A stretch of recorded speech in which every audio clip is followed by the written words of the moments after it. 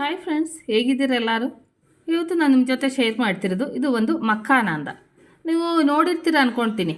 ಏಕೆಂದರೆ ಕೆಲವೊಂದು ಮಾಲಲ್ಲೆಲ್ಲ ಹೋದರೆ ಇದು ನಮಗೆ ಸಿಗುತ್ತದೆ. ಆದರೆ ನಾನು ತುಂಬ ಸರಿ ಇದು ನೋಡಿದೆ, ಬಟ್ ಇದು ಏನಂತ ನನಗೆ ಫಸ್ಟ್ ಗೊತ್ತಾಗಿಲ್ಲ. ಅದಕ್ಕೆ ನಾನು ತೊಗೊಂಡಿಲ್ಲ. ಈಗ ನನಗೆ ಗೊತ್ತಾಗಿರೋದಕ್ಕೆ ತೊಗೊಂಡಿದ್ದು. ಇದು ಹೇಗೆ ಫ್ರೈ ಮಾಡೋದು ನಮ್ಗೆ ನೋಡೋಣ. ಅದಕ್ಕಾಗಿ ಪಾನ್ ಬಿಸಿಯಾಗ್ಲಿಕ್ಕೆ ಇಟ್ಟಿದ್ದೀನಿ. ಅದರಲ್ಲಿ ನಾನು ಒಂದು ಪೀಸು ಬಟ್ರ್ ಹಾಕಿದ್ದೀನಿ.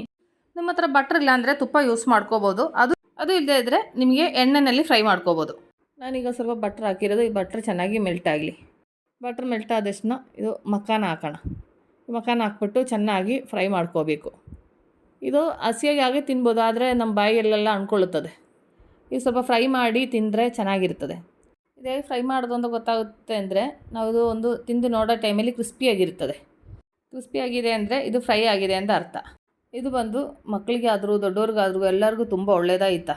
ಡೈಟ್ ನೋಡೋರೆಲ್ಲ ಇದು ತಿಂದರೆ ಬೇಗ ಹಸಿವು ಆಗೋಲ್ಲ, ಅಷ್ಟು ಚೆನ್ನಾಗಿದೆ ಇದು. ಇದರಲ್ಲಿ ಒಳ್ಳೆ ಕ್ಯಾಲ್ಶಿಯಂ ಪ್ರೋಟೀನ್ ಎಲ್ಲ ಇದೆ. ಇದು ಡೈಲಿ ತಿಂದ್ರೇ ಏನಾಗಲ್ಲ, ನಮ್ಮ ಮೈಗೆ ತುಂಬ ಒಳ್ಳೆಯದು. ಮಕ್ಳಿಗೂ ಕೊಡ್ಬೋದಾಯ್ತಾ. ಇದರಲ್ಲಿ ಸ್ವಲ್ಪ ಮಸಾಲೆಗಳು ಹಾಕಿ ತಿಂದರೆ ತುಂಬ ಚೆನ್ನಾಗಿರ್ತದೆ. ಇದು ಚೆನ್ನಾಗಿ ಫ್ರೈ ಆಗಿದೆ. ನಮಗೆ ಸ್ಟವ್ ಆಫ್ ಮಾಡ್ಕೊಳ್ಳೋಣ. ಅದಾದ ನಂತರ ಇದನ್ನೊಂದು ಪಾತ್ರೆ ಒಳಗಡೆಗೆ ಹಾಕ್ಕೊಳ್ಳೋಣ. ಅದಾದಮೇಲೆ ಇದ್ರ ಜೊತೆಯಲ್ಲಿ 1 ಟೀ ಸ್ಪೂನು ಚಾಟ್ ಮಸಾಲ, ಅದಾದ ನಂತರ ರುಚಿಗೆ ತಕ್ಕಾಗಿ ಉಪ್ಪು, ಇದು ಇಷ್ಟ ಹಾಕ್ಬಿಟ್ಟು ಇದ್ರದ್ದು ಮೇಲೆ ಈ ಥರ ಒಂದು ಪಾತ್ರೆ ಇಟ್ಬಿಟ್ಟು ಇದು ಚೆನ್ನಾಗಿ ಮಿಕ್ಸ್ ಮಾಡ್ಕೋಬೇಕು. ಒಂದು ಬಿಸಿ ಇರೋ ಟೈಮಲ್ಲಿ ಹಾಕ್ಕೋಬೇಕಾಯ್ತಾ, ಆವಾಗ ಚೆನ್ನಾಗಿ ಖಾರ ಉಪ್ಪೆಲ್ಲ ಹಿಡಿಯುತ್ತದೆ. ನೋಡಿ, ಅದು ಚೆನ್ನಾಗಿ ಮಿಕ್ಸ್ ಮಾಡ್ಕೊಂಡಿದ್ದೀನಿ.